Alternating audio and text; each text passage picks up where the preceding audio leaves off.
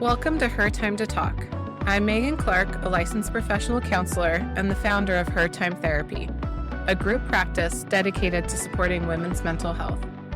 This podcast is for women, by women, and is all about creating a safe place for our experiences, amplifying our voices, and empowering each other with the knowledge to improve our mental health. Hello, Sydney. Thank you so much for joining us and coming on Her Time to Talk. We're really glad to have you with us today. I'm happy to be here. Can you start by telling our listener just a little bit about yourself and who you are and what brings you here? Sure. So my name is Sydney, and I am currently getting my master's in clinical mental health counseling, and am also a practicum student at Her Time. I also am doing the social media and helping produce this podcast. So I have a little bit of my hands in everything, but I'm an aspiring therapist and hopefully LPCC in the next year or so here.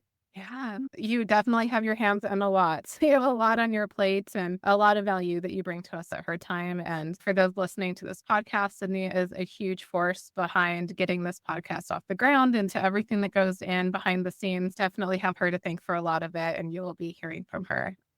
So we're so glad to have you as a guest in this capacity where we get to talk about a topic that I think a lot of women are struggling with and that come to counseling to deal with every day. And that is heartbreak and breakups and how we deal with negative relationships and heal from them. This is something that I think all women have their own story. We've all been through a tough breakup at some point in our lives, or we will soon. You've been through it or you haven't been through it yet. But how we actually get past it is a whole other thing. And that's what we're here to talk about today. Before we dive too deeply into that, I wanted to hear a little bit from you on your journey of becoming a therapist. I know this kind of informs our topic a bit. So can you share a bit about why you wanted to become a therapist in the first place? So I've always had an interest in psychology and just understanding why we are the way we are, why we think the way we think and behave the way we behave. And a lot of that has to do with my upbringing in general. I had a pretty tumultuous and in some ways traumatic childhood that definitely bled into a lot of the patterns that I have within different relationships in my life, especially romantic ones.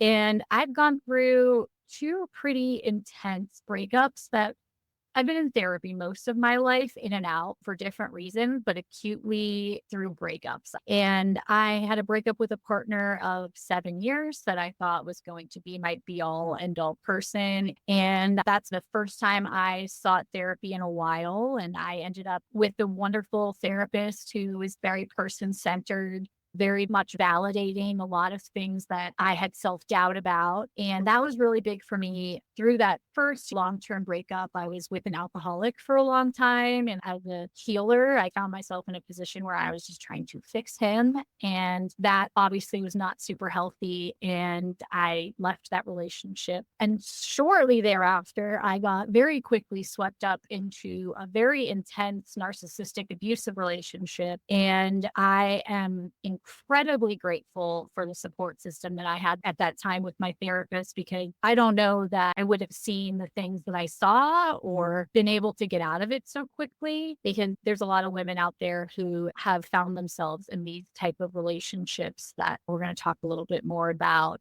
that don't get out very quickly, maybe ever, or they keep going back, and I might have children with this person.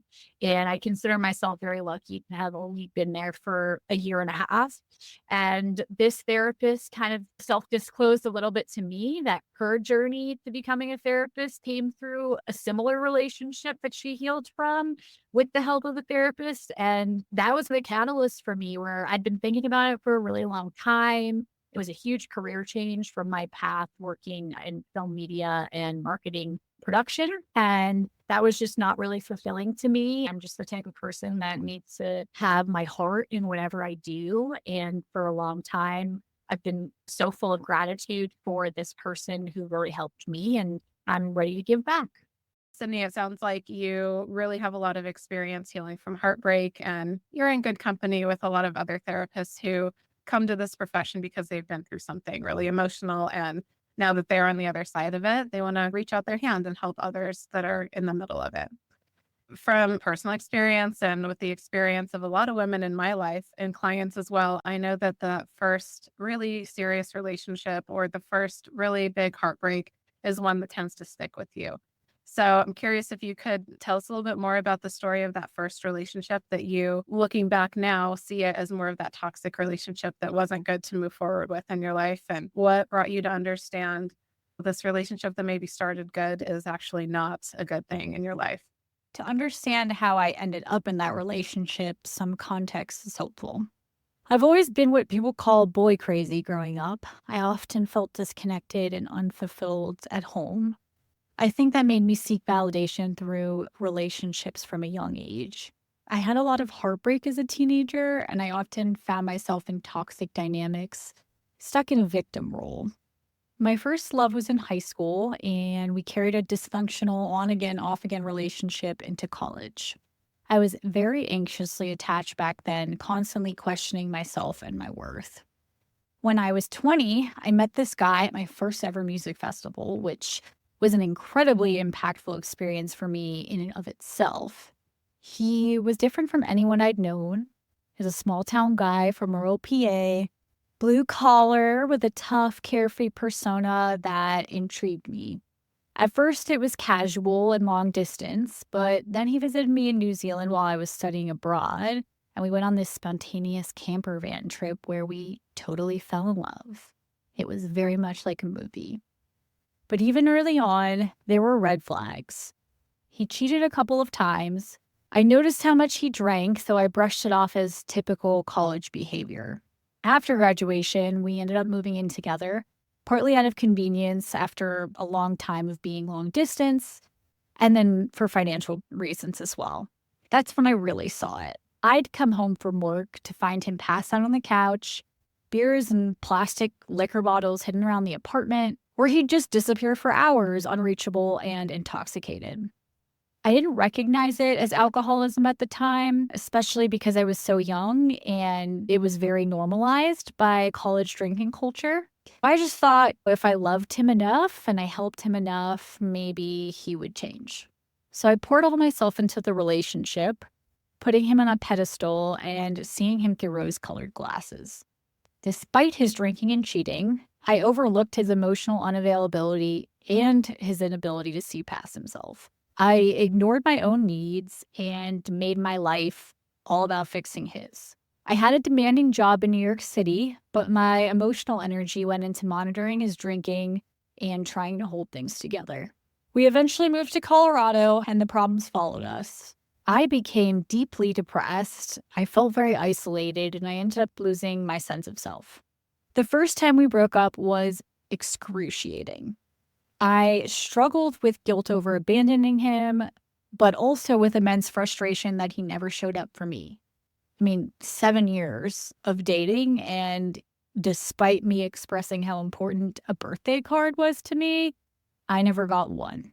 We broke up after a year, but when COVID hit, loneliness ended up leading us back together. I told myself that maybe this time would be different, but of course it wasn't. He cheated again, and this time it was with somebody I thought was a friend. The anxiety, the constant hypervigilance, wondering where he was, what he was doing, if he was okay, became unbearable. I finally confronted him, and the truth unraveled. The cheating, the drinking, all of it. I even helped stage an intervention with his family to get him into treatment despite being heartbroken at the time. Here's the hard truth. You can't love someone into sobriety. They have to want to make changes for themselves. I saw his potential, but he couldn't see it in himself. The darkness that consumed him started pulling me under too. Looking back, I can see how his avoidance patterns triggered my anxiety patterns, perpetuating toxicity for both of us. The more I pulled him closer, the more he pushed me away. I struggled with intense anxiety and bouts of depression throughout the relationship, and he judged me and resented me for it. Leaving the second time was still painful, but slightly easier, partly because I'd done it once before, and partly because I finally realized I deserved better. Therapy definitely helped me get there. I want to make sure I'm not going on the record saying that I didn't play a part in our dynamic struggles, because I most certainly did. I still had yet to understand my own defense mechanisms and protection strategies that were deeply ingrained from childhood trauma. Being able to decode and confront those in therapy has been a huge part of my healing process, and it's something I constantly work on to show up better in my current relationships. That relationship taught me some of my hardest, most valuable lessons. I learned how easy it is to lose yourself when you're trying to save someone else. And I learned that sometimes the most loving thing you can do for someone you care about is to walk away and let them face their own healing journey alone. Yeah, that's a really powerful relationship and experience that it sounds like it went over several years. 7 years. So this is a really significant amount of time, especially as a young adult. 7 years is like forever. Your whole 20s is dedicated, spent to this person that when we're looking back and we're seeing and identifying all these patterns, all these things that went wrong and why it was overall a pretty toxic sounding relationship. But when you're in it in those 7 years, those toxic moments are not happening every moment. There's a lot of moments of good sprinkled in between that I think for a lot of women kind of act like the slot machine type of thing Mhm. where you keep putting in another coin because there's that hope that something good happens. And it does. Every week, every other day, there's something good that happens, but then there's also something bad.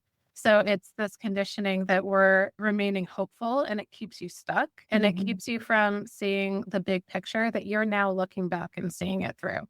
I also am curious to hear from you because now you've done so much healing, you're separated from this relationship and you're looking back at the big picture. But from what you recall when you were in it, what were some of the things that came up for you that kept you in it? What were you Mhm. telling yourself? What were your thought patterns that kept you there? I think part of it was I just idolized him as this wise, kind, and deeply intellectual person because I saw him, like I said, with rose colored glasses. And I felt like, I don't know if there was like a power struggle I like looked up to him. He was also older than me.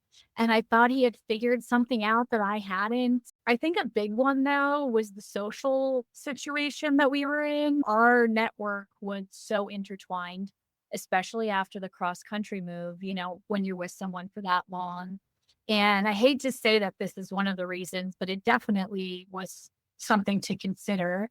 My best girlfriends from college at the time were dating guys, and all of us were a little social group together. And there was a lot of consideration there of how would it affect other parts of my life. So I think that also put another set of glasses over me where I'm like, okay, breaking up with this person is also going to really challenge all of these situations. We were also living together and adopted a dog together. We get close to each other's families over that period of time. You justify your positioning where it's just like tunnel vision. This is my person. I just have to figure out how to fix this and how can I fix him and how can I fix me and what do we do together and how can I get into therapy? Yeah, it's like I've committed so much time and effort into this person, this relationship. If I just do a little more, then it'll all work out. So I'm also hearing this element too of all the secondary grief that would come from the main loss of this relationship is one of the big things that kept you here. And this is maybe some grief counseling lingo of secondary losses. But what I'm highlighting by saying that is that okay, you could probably see even when you were in it and things were very cloudy and hard to see that, okay, this person is hurting me and this is not a super great relationship. And I might not want to go forward with my life looking just like it is right now. But if I think of getting rid of this relationship and this person, it means the loss of our friend group, of the lifestyle we created with the dog we adopted. I'll lose contact with his family. I'll lose contact with this life that I know it as of right now. So it's very easy, I think, for people to look on others' relationships and judge and say, obviously, he was an alcoholic. Obviously, he cheated on you and you're going through all this betrayal trauma and you're hurt by this. Like, why would you stay in a relationship that's hurting you? And it's not just about the relationship. It's so much more complicated than that. And it's a question of, am I willing to deal with the grief of ending this relationship and all the others that stem from it, all the secondary losses? And when someone who's already hurt looks at that level of compounding grief, it can be really paralyzing. Totally. Yeah, I found myself very stuck. I just felt stuck in every way. and that type of depression where you're just staring at the wall, like, I don't know what to do, but it's not this, but I don't have it in me to take action, or it just feels so daunting. And I did have to make a lot of hard choices. I did have to cut out friends of mine. Actually, I had to cut out a best friend because she had stayed friends with him and I couldn't be around it. I needed the temptation to be gone. I needed the reminders to be gone. And that was the deepest grief I think I had ever felt up until this point in my life. And it was very overwhelming at times. And like having to physically move out of the space and not talk to them every day or at all. And it was definitely really hard. One of the things I loved, I think my therapist at the time told me this about grief, and it was one of my favorite analogies that anybody's ever told me. And so the idea that you've got a box and inside the box is a ball. And when you move the ball around, if it hits a button on the side of the box, you're experiencing this grief. And basically, the ball starts out really big. Therefore, it's constantly hitting the side of the box and it's hitting those pain points. But as time goes on, the ball gets smaller. It hits the pain points and it feels just as painful, but it doesn't happen quite as often. That analogy really resonated and stuck with me and helped me take things day by day. Yeah, to just keep going through it and wait and see the ball getting smaller. Yeah. Yeah. And the thing about grief too is I don't think in a lot of ways the ball ever completely goes away, but it does shrink down to the size of a pebble. And a Yeah. pebble hitting the side of the box and hitting that button is a whole lot different than the basketball hitting it every other minute. Yeah. Yeah, that's a really good analogy to just help someone who maybe is in this spot who feels like this is not the life I want to be living. But if I make this monumental decision and do what feels like blowing up my life, I'm going to be dealing with a massive amount of grief and loss. And I don't know if I can handle it. It's a good metaphor to hang on and make that big, bold choice because we got to trust that at some point, almost the only thing we can rely on is change, that eventually that bad feeling goes away. It comes down, it changes. No one stays in that forever, even though it feels like it when you're in it at the worst part. Yeah, for sure. It's important to note that healing is not always linear. We do not always have the benefit of time before the universe provides us with another learning opportunity. Unfortunately, in my case, healing from that relationship put me very quickly into another one. And unfortunately, this person was a narcissist and very abusive. And he preyed on my empathy and also my position at the time where I was feeling so sad and so hopeless about this relationship. And he listened to all the things that I was upset about and he was eating it up. And he just came in and swept me off my feet, gave me all the things that I had ever wanted, grandiose gestures, vacation, totally giving me all of his time and support.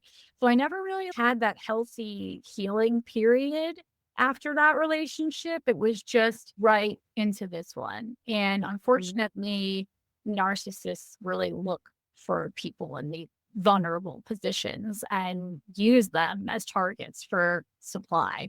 You're right in the sense that what you're describing here is narcissists will identify a target and come in and just be Prince Charming, sweeping in and doing everything right. And it's such a strong comparison to the vulnerable relationship you just got out of, or it didn't have to be a relationship. It could be a bad family situation or someone coming out of their own struggle, like out of eating disorder treatment or something like that. The narcissist will come in and just somehow be exactly what you need to make it seem, oh my gosh, I found the holy grail of relationships here. And this is so wonderful. And that's how they sneak in. And it doesn't last that long, really. Yeah. Yeah. But as we're starting to talk about this, I think we have to acknowledge too that we hear this term all the time. A lot of people come into her time, and you'll see it all over social media that anyone who has had a bad breakup or feels like their partner has been selfish, oh, they're a narcissist. A narcissist is a term that is very popularized and it's thrown around a lot in a way that is not really accurate. We're going to pause here and go over the actual diagnostic criteria for narcissistic personality disorder. For those out there that feel like they see this term a lot and maybe you're using it a lot, but you're not 100% sure of what that clinically means. So, the first description of this is that a narcissist has a pervasive pattern of grandiosity. So, either in fantasy or in actual behavior, they have a need for admiration. They have a total lack of empathy. And this tends to begin earlier in adulthood and it presents in a lot of contexts. So, this feeling of grandeur and this need for admiration, it's not just in one domain, like it's not just in their professional career. This is a pattern that is present all throughout multiple different contexts of life. Okay. So, for someone to come into therapy and actually be diagnosed with narcissistic personality disorder, they have to meet 5 or more of the following criteria. So, the first is that the person has a really grandiose sense of self importance. So, they really over exaggerate achievements and their talents. They expect to be recognized as the best. They are superior in all things and all achievements that they boast about themselves. Number 2 is that they're really preoccupied with fantasies of unlimited success, power, brilliance, beauty, or ideal love. So they really believe that they are or will achieve this unlimited level of success in different categories. Number 3, they tend to believe that they are special and unique and can only be understood by or associate with other really special, other high status people or sometimes institutions. And number 4, they require excessive admiration. So these people tend to get in arguments with people who are not constantly agreeing with this level of superiority that they feel about themselves. Number 5, they may have a sense of entitlement. So this can look like really unreasonable expectations of treatment, or they really expect a lot of compliments to just be automatically given to them. So this sense of entitlement is often partnered with this really unreasonable sense of, I deserve all of these things. And if these things aren't automatically given to me, then clearly everything else and everyone else is wrong and are in met with what they see about themselves in the world. Number 6, they are personally exploitative. So it's very easy and almost like second nature for them to take advantage of others in order to achieve their own ends. Because after all, from their perspective, they are the special one, they are the unique one, and everything is owed to them. So it's very easy for them to seek whatever they can take from others. And it just feels natural because why wouldn't they be deserving of everything from you? And this ties really well into number 7, which is they have a general kind of lack of empathy. This might not reach like sociopathic or psychopathic levels, but they have a marked reduction in the empathy that you would expect. So Sydney was just mentioning like she didn't receive a birthday card for 7 years. To most of us, that feels really sad, right? That has an impact. And yet to this person that she may have been with, there's that marked lack of empathy where I'm just not focused on anyone else because, of course, it's about me. I'm the one who deserves those things. And it's unreasonable for others to expect that because I'm the superior one. And number 8, they often are envious of others or believe others are very envious of them. So there's this discussion of course, they want to be like me. Everyone wants to be like this high status in this particular area. And along with that, number 9, they are arrogant. They show a lot of kind of arrogant, haughty behaviors or attitudes, especially towards others or in the behaviors or content that they put out into the world. Maybe people fit 1 or 2 of these pretty often, maybe even 3 or 4 if they tend to be a little more on the selfish side and just not super great type of person. However, to really truly be clinically defined as a narcissist, we have to hit 5 or more of these criteria on a consistent basis across the multiple domains of life. Thanks for hearing the little pause as we go over the diagnostic criteria there, because I think it's going to tie in a lot as we continue to hear Sydney's story here. So, Sydney, as I was going over those, what jumped out to you? It's just funny to read them again because it wasn't something that I was familiar with at the time, and I knew people threw the term around way too often, and I never thought about it in the actual diagnosable way.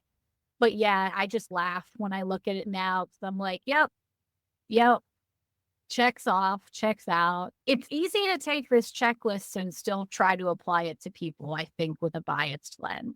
But the reality is, narcissists don't go to therapy. And if they do go to therapy, they're not going to say the things that would have them check off for the diagnostic criteria. So it's really up to us to kind of parse through and try to understand. And I think something that really helped me more so than just reading like the actual tendencies that are in the DSM was I read this book called Becoming a Narcissist Nightmare. And there's a lot of accounts in that book of women that have been in these types of relationships. And they have their own checklists of behaviors within relationships specifically. And to me, that was the most eye-opening moment. I was like, "Oh my god, this is my exact experience. You could have made a blueprint for it." And that's really scary.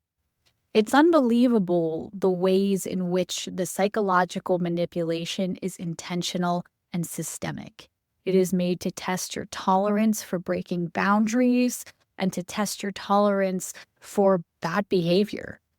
It's clear once you've experienced it who these people are, and once you see it, you can't unsee it. Hmm. Oh, yeah. I bet when you're in it and you're looking back with this hindsight as well, it becomes really clear. And since you mentioned the other book that you felt was really helpful to you, I want to give a quick plug for a book called Insight is 2020. And this was written by actually a Denver therapist, Shelley Humphrey. She used to have a practice here, and I think she still does. But this is a really fantastic book that goes through narcissistic abuse and how to trust yourself and protect yourself from narcissistic abuse and other type of toxic relationship patterns.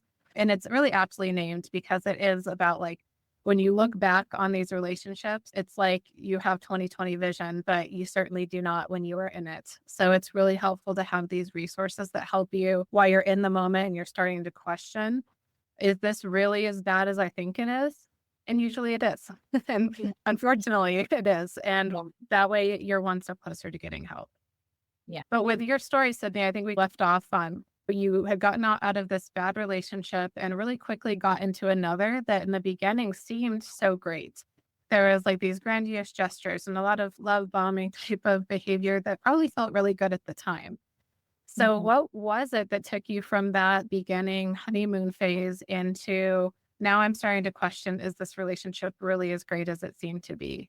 So, what happened there?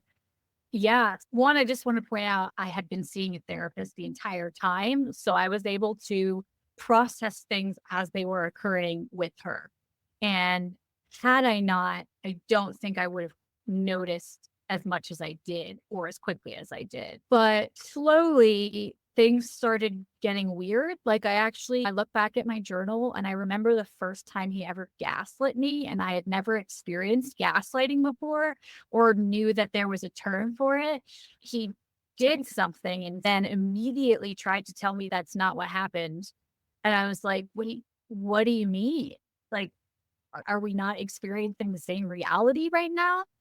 And that happens a couple times. And I was like, what is this? And at first you doubt yourself. You're like, am I crazy? Am I remembering this incorrectly? And I would say that I definitely have not the best memory. I think my ADHD plays into that a little bit. And he definitely preyed on that. And he would constantly convince me that something that he said or didn't happen. And that's a really hard thing to talk to somebody about because they're just basically questioning your entire experience. And I didn't know what the words were for it at the time. And I just was like, this feels off. And then more behavior started to feel off. Like he would get really angry. He had some really serious anger problems. And it would be like on the flip of a switch, he would just start yelling and screaming and punching things and throwing things. And I was just like, this is not right. And there would just be these very vicious cycles of things would be going really well. And then something would happen. I don't know what to set him off. And he would just go berserk. And I would be very confused. And then immediately he'd go into recovery mode where there'd be love bombing again. And it was always flowers and this or that, or an apology and a handwritten note and whatever. And then I'd be like, okay, I accept your apology. And then I would just find myself in this constant state of fear and anxiety where I'm walking on eggshells, waiting for the other shoe to drop. It's just what's going to set him off next? What's going to upset him? What can I do to avoid him getting upset?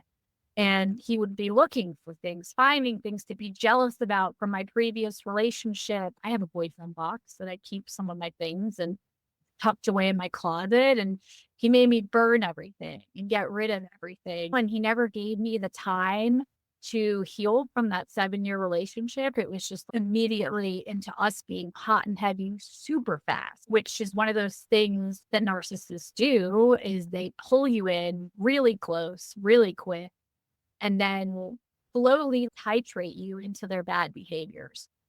And like I said, the gaslighting was one, the anger was another. And then he was just really mean sometimes. Like he would say things to degrade my self esteem. And again, it started small. It started with him poking fun at something I was wearing and making me self conscious about the way I looked. And then he would walk away and just, oh, I'm just kidding. I'm just kidding. Or little things here and there to insult my intelligence too. Like I mentioned, I have ADHD. So sometimes I'm forgetful, or sometimes I have problems with executive functioning. He would refer to me as his special girl. It just like little language that's subtly demeaning and degrading. And it just kept escalating. He knew exactly what to do and say to be manipulative. And it then became, let's work on this relationship. Let's go to therapy together. I would tell all these stories to my therapist, and she did a really good job of scaffolding the information and not inserting what she thought, because at the time it would have been hard for me to hear. Instead, she asked me this question over and over again. She said, if everything stayed the same and nothing changed, would you want to be in this relationship? And the answer was always no, but. And I'd find some kind of reason, some kind of hope, some kind of breadcrumb somewhere. And we talked a lot about flags. And so we do a lot. She'd be like, okay, that's a green flag. That's a red flag. That's a yellow flag.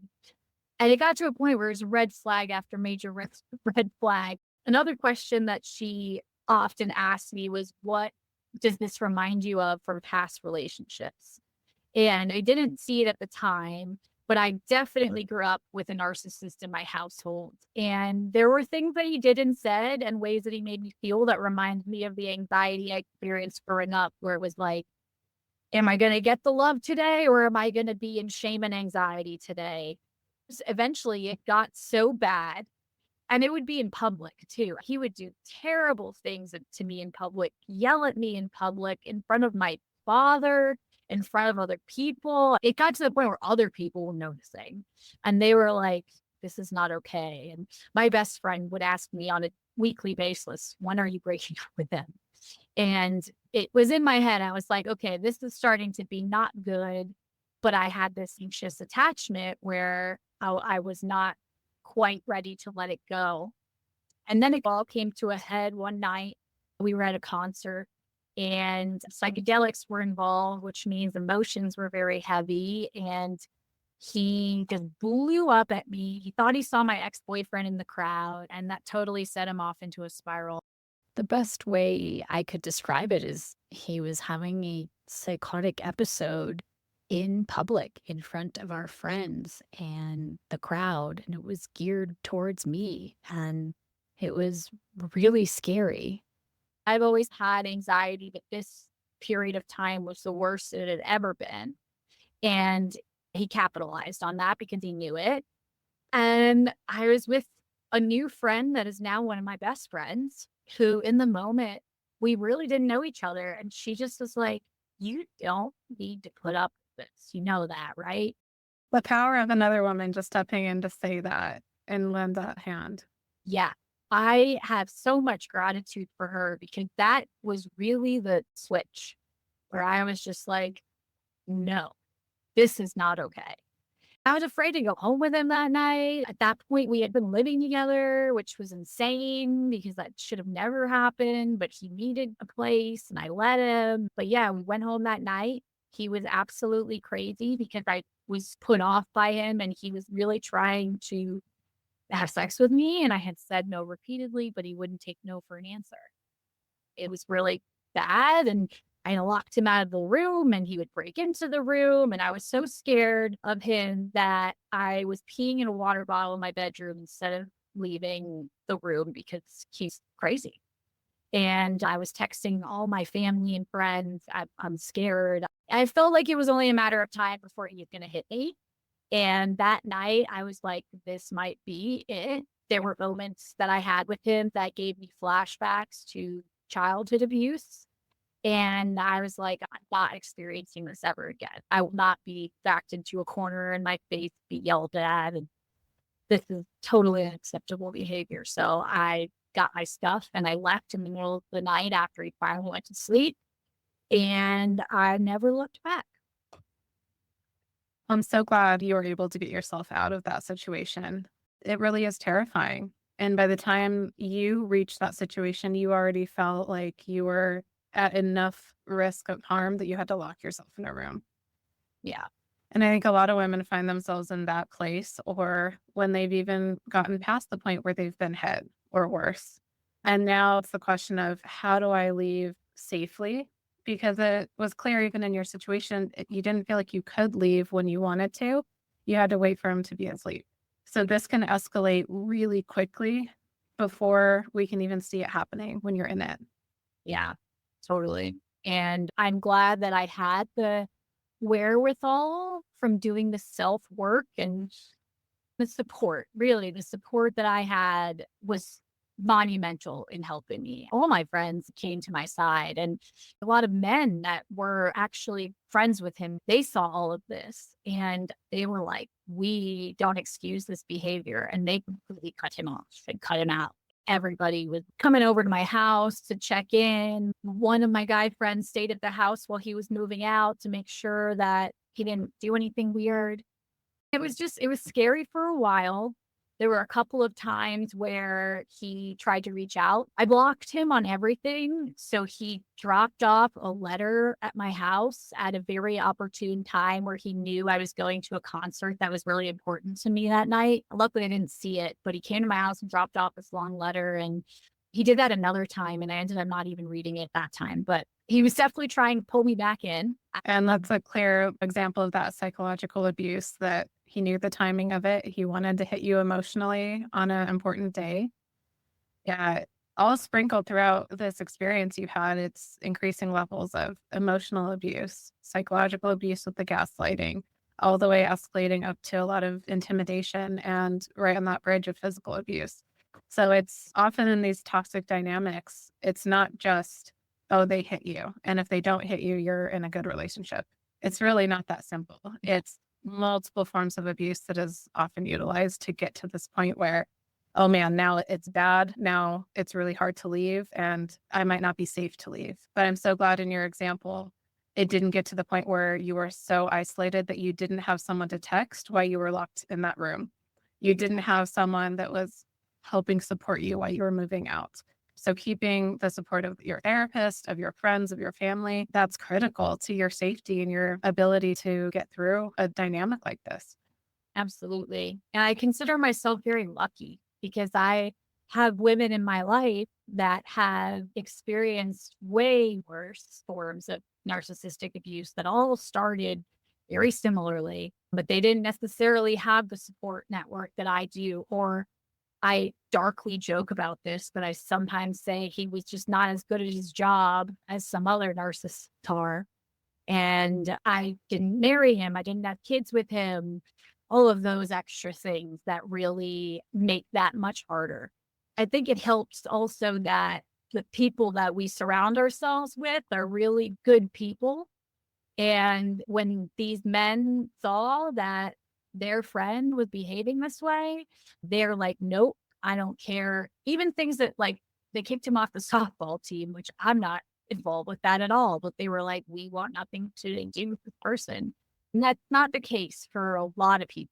For a lot of people, narcissists could be really strong in their social networks. They might be powerful or influential, And they often are, because they're really good at putting on a mask, and or they're chameleons to their environment, and they prey off of other people's examples and then emulate them, even though they're not sure how to be this person. They're not actually this person. They're like a shell. Something else that happened really on that I didn't really recognize until way later was all of the lying that was going on. I found out after we broke up to the extent where I fully don't think I knew who this person was. I feel like I was dating a stranger. And that was really hard to process because you are mourning this relationship that you thought you had, recognizing that it wasn't really real. And then you start to question, like, was any of it real? When it first ended, I didn't understand 100% what the narcissist component was. And it's funny because my dad really early on would send me Psychology Today articles about love bombing. I was like, okay, yeah, that was probably what that was. And then when I read that book, which sounds very similar to the one you're talking about, and I read other women's accounts, it was so validating. And I think validation was the most important part of healing for me. And that came in the form of books and my therapist and other people in my social sphere. I think that the hardest part is learning to trust yourself again and not being riddled with self anger or self doubt. My first thought is, how could I let this happen to me? Am I that weak of a person that I let somebody do this to me? So, building up that self worth again, I think was the most imperative point for me. And I was able to do that through just this intense, I called it my incubation period, where I was consistently in therapy. I was journaling a lot, meditating regularly, going to yoga, changing things in my space, getting a new roommate who was actually the girl who inspired me to leave him. And that relationship blossomed and really was helpful in my healing as well. And yeah, I went on some international trips where I did a lot of fun yoga, surfing type things and self-searching.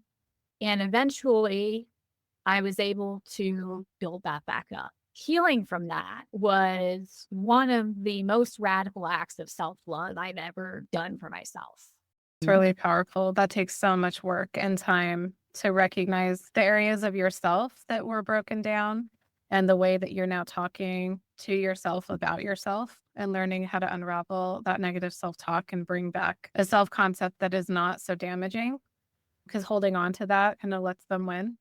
But I know I've had a lot of clients that have come to therapy, and I think we've talked about this in the past too, where oftentimes as people leave negative relationships or they go through a really hard breakup, they go into this belief that I call it like a cocoon effect, where they're like, I just need to go into therapy or do my eat, pray, love thing for 5 years, and then I'll be all done with my healing and I'll emerge this beautiful butterfly that's able to date and able to have it all together. And that's not really how this works. We can't heal entirely in isolation and outside of relationships, right? Because sure, we need to maybe take some distance and have some time to grieve and build back the relationship with ourselves. But being willing to be in relationship with friends and family and eventually other romantic partners can be really healing too. So I'm curious to hear about your experience with finding your next partner as part of this healing journey. Yeah, I think that was a really big part of my healing journey in a surprising way. And you hit the nail on the head. Like I said, I called it my cocoon phase. And I set a timeline for myself. I was like, all right, for 6 months, I'm not going to date anybody, which felt important to me because I had jumped from relationship to relationship. And I was like, I need to take some time to refigure out who I am and what I want with my life. And then I'll make myself open to the universe if something shall come my way. I did do the online dating thing for a little while just because I was feeling lonely and I was like, okay, maybe I'm ready to meet someone casually and let's just practice the casual thing. And I ended up meeting somebody who was super lovely. And we hit it off and we went on a bunch of dates together, spent a lot of time together. And the entire time we went into it, like he had just gone through a breakup. I had just gone through my 2 breakups in a row. And we're both like, we're just going to casually date intentionally and we're not going to put any pressure on anything. And we did that for 6 months. And at a certain point, my brain was like, okay, maybe this is too much. Maybe we should stop this. Like, it feels like a relationship, but I don't want a relationship with this person. There's no way we would ever work. He's too boring. And I realized something very important that my therapist told me. And that was that after this, and after all the relationships that I've been through throughout my life that had these patterns of intensity and then depression, just like the up and down of the nervous system, meeting somebody who was stable and emotionally regulated and didn't tear up my nervous system seemed boring. And I listened to that. I would make excuses constantly to her, to my friends, to my parents. No, but he's not, he's not it. And they're like, you haven't told me a single thing yet. That's bad. I almost broke it off for a second. And when I reverted back around, listened to myself and listened to my therapist and was like, maybe I should just try this. And it ended up being one of the best decisions I've ever made. I am really excited because I am now in one of the most loving and genuinely wonderful relationships I've ever been in any type of form. I have somebody that is good for my nervous system, and I can feel that, and I can feel how different that is, and how actually that's how it should be. And it's not something I ever knew was even possible just because of how many damaging relationships I'd had in my life. And I didn't realize you could just not fight all the time. Both of my last relationships were categorized by lots of arguing, lots of fighting, and including my mom and stepdad. And I thought that that was normal. I thought that's what you dealt with when you loved somebody. But it doesn't have to be like that. And honestly, it shouldn't be like that. He is just so wonderful and compassionate and empathetic, and he shows up for me. And all the things that I thought I was too much to ask for, he's letting me, of course, I'll do this for you. Of course, I'll be there for you through this. Don't feel guilty asking for support when you're anxious, stuff like that. It's really beautiful. And I think that's important for me to share with others who are going through this. It is out there and you deserve it. We all deserve it. And for me, that has been so healing in so many ways. Like, instead of focusing on all of the problems that I need to fix in this person or the relationship, I have this support person who's here as I navigate my own life and my own desires. And I've been talking about starting my therapy journey in grad school for probably 4 years. And it wasn't until I finally could emotionally relax and focus till I finally did it. And so many things in my life have changed because I have found this relationship that gives me the freedom to be who I am while also supporting me in everything that I do. Yeah, that's so powerful. And honestly, it takes a lot of bravery to get to this place, to try to heal and trust another person again with your heart and with being in that intimate, vulnerable type of relationship. It's really scary after you've been burned so deeply 2 times before. It's really easy to just say, it's not worth it. All men are too scary. And even if there maybe is this hope of a couple out there that are okay, it's just not worth going through it all. Your story is a really good example that it's worth kind of being brave and doing the healing on your own, but also as part of that healing, being open to exploring other relationships and meeting new people and new partners. I characterize it as one of the most powerful things I think all women, even if we haven't been through this type of really toxic relationship, we all need to unlearn the Disney reality of relationships where it's very dramatic and the fireworks are going off and it's Prince Charming swooping in. And there's this big element of the relationship coming into your life, which feels exciting, but that's actually a red flag, right? The faster it happens, the more dramatic it feels, the bigger sensation of love that starts a relationship can actually be a sign that it's not good. And as you said, some of the safest, healthiest, most solid relationships are the ones that are going to feel boring at times. So maybe that's the thing to go for. Yeah, I was like, I'm so excited for my life to be more boring. My 20s were very chaotic and very dramatic. And I've been so ready to just be settled into my life and on this path.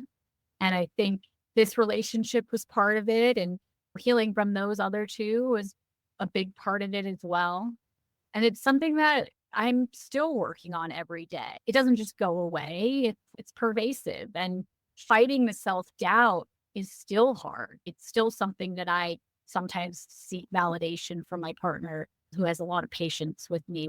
I think the biggest thing is patience in the healing process. It's patience for yourself. And the people that have patience for you are the people you want to keep around, because it's not easy and it's constant work and you have to take the time to do it. Right. As we're wrapping up here, Sydney, I have one more question for you. You mentioned at the beginning of your story, as you went into these two kind of big relationships that you had to navigate through and heal from, you mentioned it kind of all started off with you being boy crazy as you were younger. And we're not going to demonize women's sexuality, right? Like that term in itself has that connotation of there is something wrong with that, when really that's what you're supposed to be doing as you become a teenager. Biologically, that's what's supposed to happen. So we're not going to victim blame on that regard. You looked at it like, okay, I started off as being a little bit more boy crazy. And because of my family situation, I had an anxious attachment style that maybe made you a bit more vulnerable to these dynamics. And as you're looking back on your childhood and these relationships and the good relationships that you're in now, I'm curious, what is it that you tell you about yourself after having gone through all of this? What is the belief and the self-talk that you practice now because of all the work you've done to really see the big picture? The number one mantra I have is you are enough. And that's something that I wrote on my mirror the day after I kicked the other guy out of the house. And loving all parts of yourself, including the shadow side, the things that we don't necessarily like about ourselves. Loving myself wholly and giving myself grace and patience. Loving myself in general has been a struggle for me throughout my life. And I think I've done a lot of inner child work where I go back and have these meditations where I'm hugging and loving my inner child. And I think that's been really helpful. I've written letters to my inner child because I think a lot of these relational patterns started from a really young age, where Some other mantras I have are felt abandoned. Some other mantras I have are So healing that abandonment wound. I deserve healthy love. This is an opportunity for growth. I have amazing support. I am strong. I am resilient. Resiliency was a big one for me too.